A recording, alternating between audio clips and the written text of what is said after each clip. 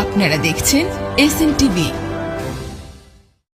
দর্শক আসসালামু আলাইকুম, SNTVর পক্ষ থেকে আপনাদেরকে শুভেচ্ছা স্বাগতম। দর্শক, আমি এই মুহূর্তে দাঁড়িয়ে আছি ব্রাহ্মণবাড়িয়া সরাইল বিশ্বতারা প্রাইমারি স্কুল যে ব্রিজ নির্মাণ হচ্ছে, এই ব্রিজের ঠিক পূর্ব পাশে আমি দাঁড়িয়ে আছি। আপনারা দেখতে পাচ্ছেন আমার পিছনে একটি ব্রিজ নির্মাণের কাজ চলিতেছে।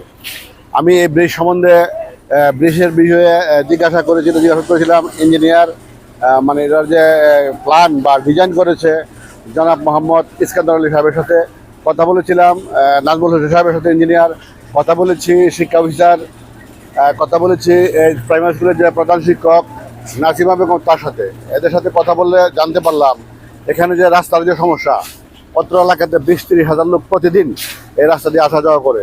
কিন্তু দুঃখজনক হলেও সত্য, এই রাস্তাটি দীর্ঘদিন ধরে তারা কাজ মেরামত শুরু থেকেই রাস্তাটি একেবারেই টোটালি বন্ধ করে ফেলা হয়েছিল। কিন্তু তারা বিকল্প পথ করে এই রাস্তার কাজ করার কথা। বিকল্প পথ করতে গেলে দেখা গেল কি এই প্রাইমারি স্কুলের মাঝখান দিয়ে, একেবারে প্রাইমারি স্কুলের মাঝখান দিয়ে একটা রাস্তা তারা করেছে। করার ফলে দেখা গেল সিএনজি এবং অটো রিক্সা দিকে মোটামুটি আসা যাওয়া করতে পারলো, বড় ধরনের কোনো মালবাহী গাড়ি এদিকে আসতে পারে নাই।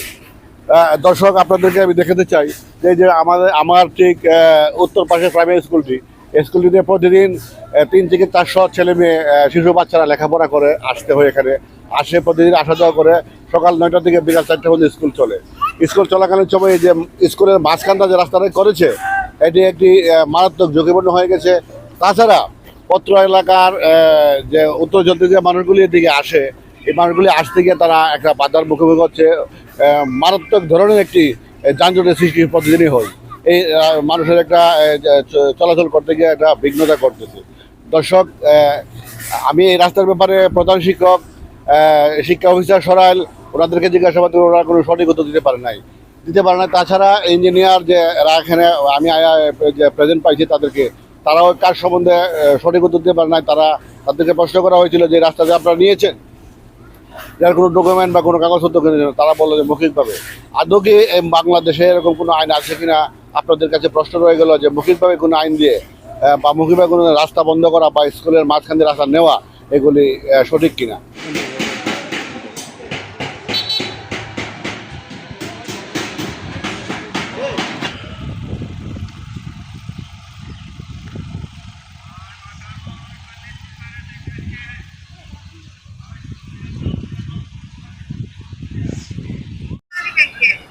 সোনালী ব্যাংকে এখন আছেন? সোনালী ব্যাংকে এখন কি সোনালী ব্যাংকে আছেন বর্তমানে? জি, আপনি এখন টাকা, একটা ছেলে যে ব্যথা পাইছে অ্যাক্সিডেন্ট করে, ডিজাইন প্ল্যান সবকিছু আছে এস্টিমেট অনুযায়ী, ডিজাইন প্ল্যান অনুযায়ী। এস্টিমেটটা আমাদের সার্ভিস ইঞ্জিনিয়ার ইস্কান্দার সাহেব বিকল্প পথ আমাদের তৈরি করছিল, কিন্তু অতিরিক্ত বৃষ্টির কারণে এটা ভেঙে পড়ছে, ধসে পড়ছে। এখনো বিকল্প পথ কিছুটা আছে বলতে ইউনুস স্যারকে অবগত করা হয়েছে। স্কুলে যে প্রাথমিক শিক্ষা অফিসার, ওনার নির্দেশে নেওয়া হয়েছে। উনিও লিখিত অনুমোদন তো দেয় না, এটা তো আপনার সম্পূর্ণ 1 মাসের কাজ। সিমেন্ট আমরা 3 একে দিতেছি।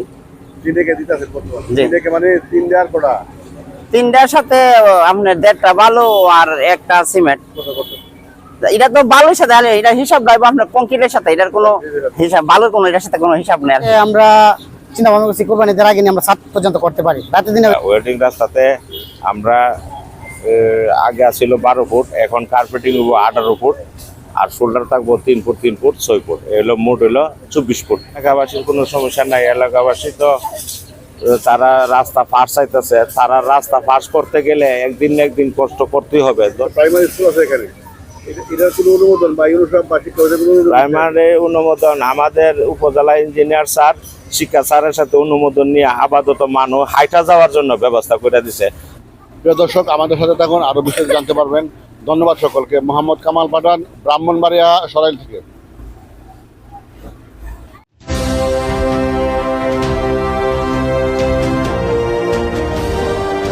আপনারা দেখছেন SN টিভি।